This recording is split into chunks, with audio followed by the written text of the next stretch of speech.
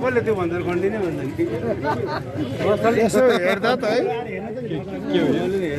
मैले त कोभिड-19 विरुद्ध खोप लगाएँ ए यो त जमाना बाह्य भइसक्यो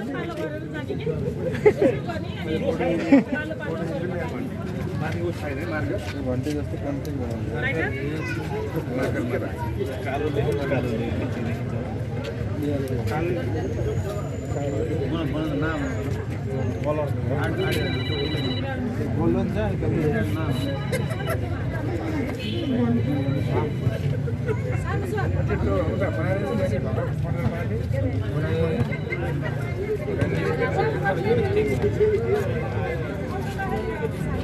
यो उ गरेर चाहिँ नखेद्नु न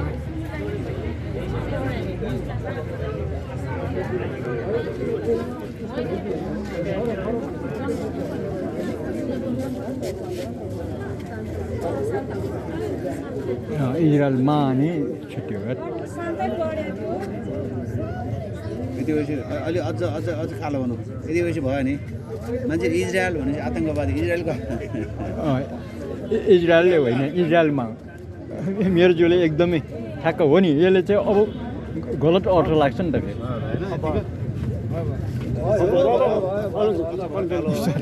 त्यो च्यारेला नरुन्छ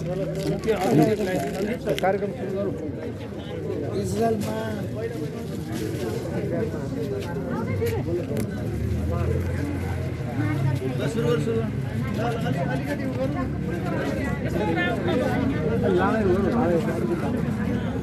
चलेगा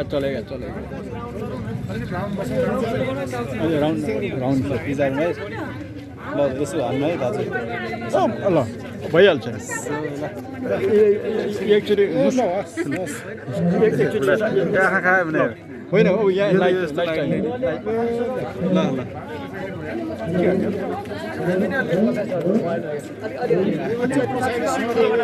पछाडि खाल्छ है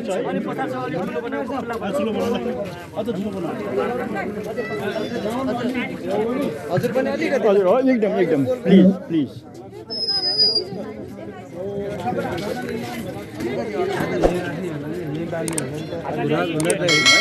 हजुर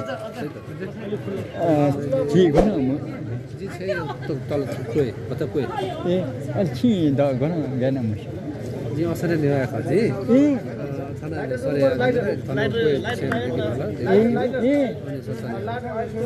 तपाईँलाई मैले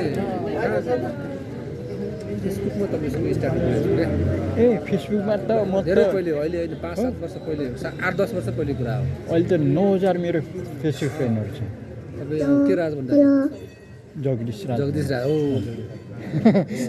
उहाँले पनि चिन्नुभयो रहेछ मलाई हेलो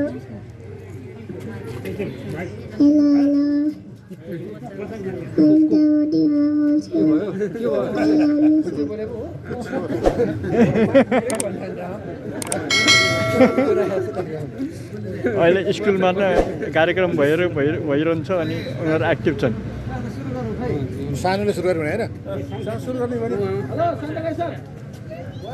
सबै अगाडि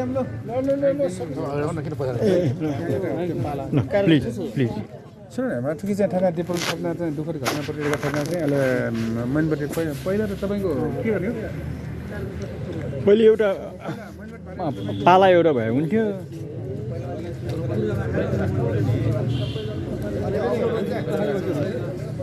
हो नि अब होचो मान्छे अगाडि बस्ने अग्लो होइन अग्लो मान्छे अगाडि बस्ने होचो मान्छेले केही थामै भएन समानो पाटेको भएन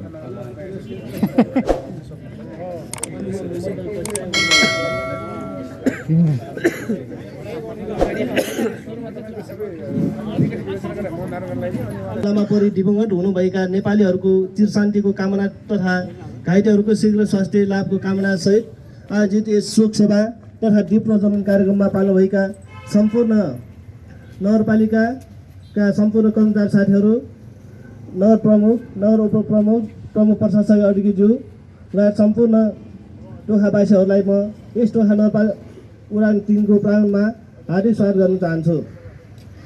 आजको यस नेपालीहरूको चिर शान्तिको कामना तथा घाइतेहरूलाई शीघ्र स्वास्थ्य लाभको कामनामा शोकसभा तथा दीप प्रज्वलन कार्यक्रममा आफ्नो भनाइ राखेर म यस टोखा नगरपालिका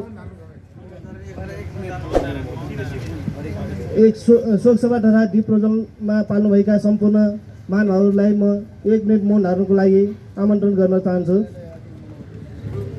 सुरु।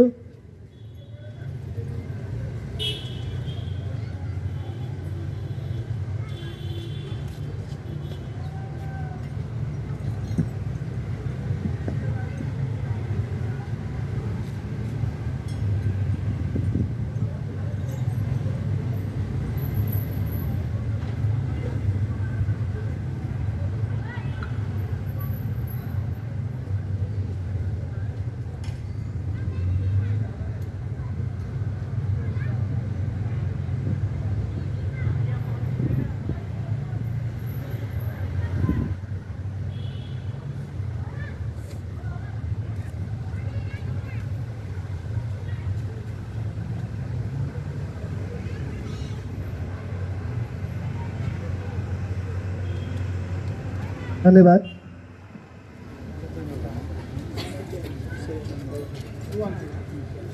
यो मौन धारण प्रसार म अब कार्यक्रमलाई अगाडि बढाउन चाहन्छु। शोकसभा तथा दीप प्रज्वलन कार्यक्रममा आफ्नो छोटो भनाइ राखेर म यस टोखा नगरपालिकाका नगर प्रमुख श्री प्रकाश अधिकारीज्यूलाई हार्दिक अनुरोध गर्दछु।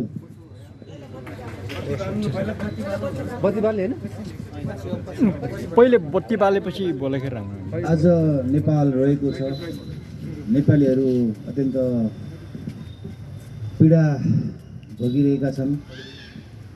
नेपालका छोराहरू जो आफ्नो उज्जवल भविष्यको लागि कृषि सम्बन्धी शिक्षा ग्रहण गर्नको लागि इजरायलमा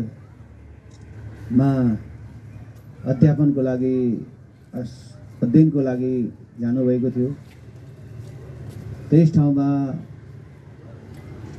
हमास भन्ने आतंकवादी सङ्गठनले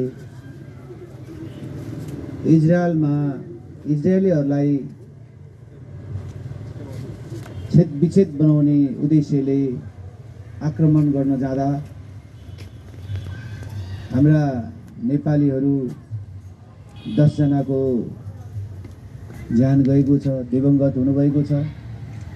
केही हाम्रा भाइहरू घाइते हुनुभएको छ।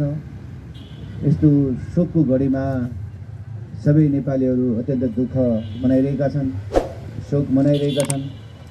यस्तो शोकको घडीमा ती दिवंगत हुनुहुने हाम्रा भाइहरूको सम्झनामा आज टोखा नगरपालिकाले शोकसभा तथा दीप प्रज्वलनको कार्यक्रम गर्न गइरहेको छ। हामी टोखावासी पनि अत्यन्त मर्माहत भएका छौँ, अत्यन्त दुःख महसुस गरिरहेका छौँ, पीडा महसुस गरिरहेका छौँ। यस्तो दुःख र पीडा र मर्माहतको सन्दर्भमा सबैजनालाई शक्ति मिलोस् भन्ने म कामना पनि व्यक्त गर्न चाहन्छु। र आजको दिन नेपाल सरकारले राष्ट्रिय झन्डा आधा झुकाएर ती हाम्रा नेपाली भाइहरूलाई सम्मान गरेको छ र उहाँहरूको आत्माको चिर शान्तिको नेपालीहरूले कामना गरिरहेका छन्। यसै परिप्रेक्ष्यमा टोखा नगरपालिकाको सिङ्गो परिवारजनको तर्फबाट ती 10 जना भाइहरूको आत्माको चिर शान्तिको कामना गर्दै शोक सन्तप्त परिवारप्रति धैर्यधारण गर्ने शक्ति मिलोस् र घाइतेहरूको शीघ्र स्वास्थ्य लाभको कामना रहोस् भन्ने हामी सबै कामना गर्न चाहन्छौँ। र यी भाइहरूले जुन दिवंगत हुनुभयो, आफ्नो जीवन समाप्त गर्नुभयो, तर त्यो शोकलाई हामी नेपालीहरूले शक्तिमा बदल्नको लागि उहाँहरूको जुन उद्देश्य थियो नेपालमा कृषि सम्बन्धी ज्ञान प्राप्त गरेर एउटा कृषि सम्बन्धी सबै नेपालीहरूलाई कृषि पेसामा लाग्नको लागि कृषिबाट नै देशको आर्थिक उपार्जन हुन सक्छ भन्ने किसिमको उद्देश्य लिएर बोकेको आज त्यो अधुरो हुन गएको छ। त्यो जुन उहाँहरूको अपेक्षालाई हामी नेपालीहरू सबैले पुरा गरौँ, यही नै आज को यो कार्यक्रममा हामीलाई शक्ति मिलोस्, नेपालीहरूलाई शक्ति मिलोस् भन्ने कामना व्यक्त गर्दै सुख सन्तति परिवारले पुनः धैर्यधारण शक्ति मिलोस् भन्ने कामना व्यक्त गर्दै बिदा हुन्छु। धन्यवाद, नमस्कार।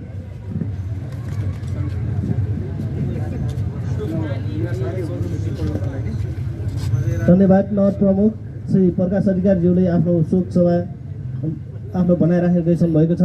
अब म दीप प्रज्वलनलाई नगर प्रमुख श्री प्रकाश अधिकारीज्यूबाटै सब उद्घाटन गरिदिनु विनम्र अनुरोध गर्दछु।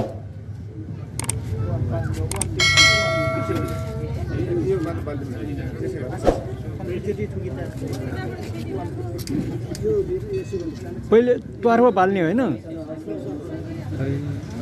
होइन पहिले त्वारो बाल्ने नि नजिक नजिक आइदिउँ न है, नजिक आइदिउँ। हावा बढिसकेको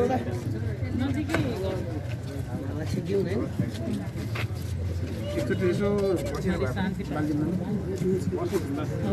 ल यहाँ अरूले मोमबत्ती लिन त मिल्यो, यहाँ छ है, एकजनाले एउटा पालौँ न। त्यो मोमबत्ती दिनु न हातमा, बोल बाँडिदिनु। पालै पालो मोमबत्ती बालिदिनु विनम्र अनुरोध गर्दछु। पालै पालो जम्मैलाई मेनबेटी पुग्ला जस्तो छैन।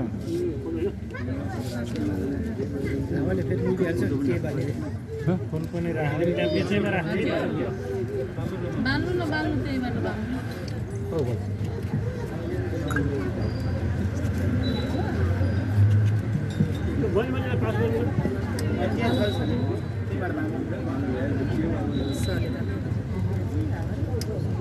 कस्तो हावा लाग्नु कि साँझमा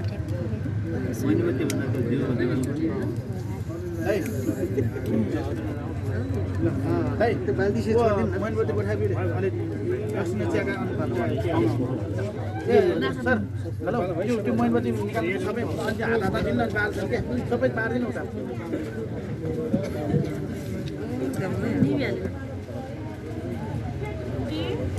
मेनबेटी पुग्ला जस्तो छैन। सुरु गरेको थिएन। ए हो हजुर।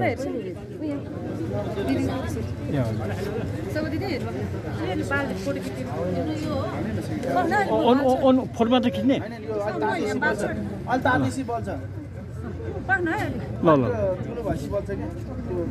ल भयो भने भयो भन्नु है। ए मेनबेटी पुग्ला जस्तो छ। मेनबेटी सकिसक्यो, अर्को मेनबेटी ल्याउनु पर्यो।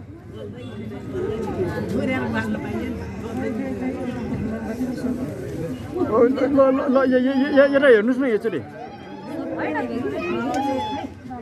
सो म्याम एकचोटि यता हेर्नुहोस् न, यता यता यता म्याम यता हेर्नु न। फेरि एकचोटि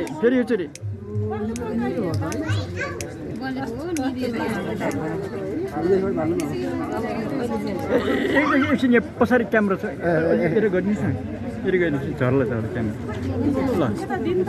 ल लिइसकेँ मैले,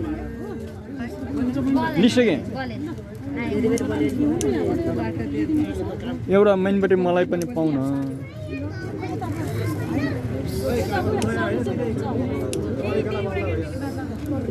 एउटा मेनबेटी मलाई पनि पाउन।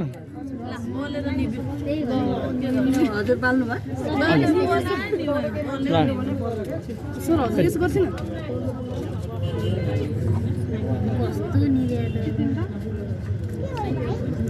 बलियो निभ्यो हावाले हो कि हजुरले सबैले बालिदिनुहुन्छ। ए हावल त ल बलेको मेनबेटी पनि निभ्यो।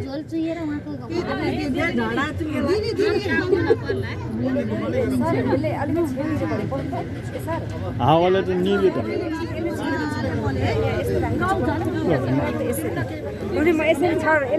उता गएर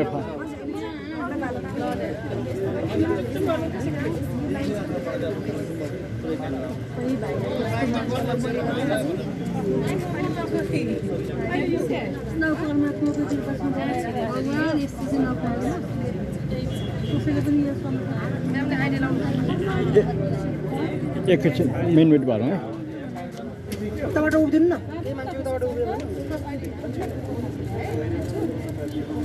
ल बलियो बलियो बलियो बलियो बलियो ल उताबाट 2-4 जना उभिनु भयो भने निप्दैन के ल दिदी आउनुस्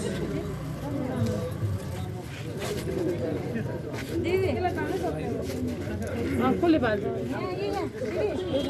ए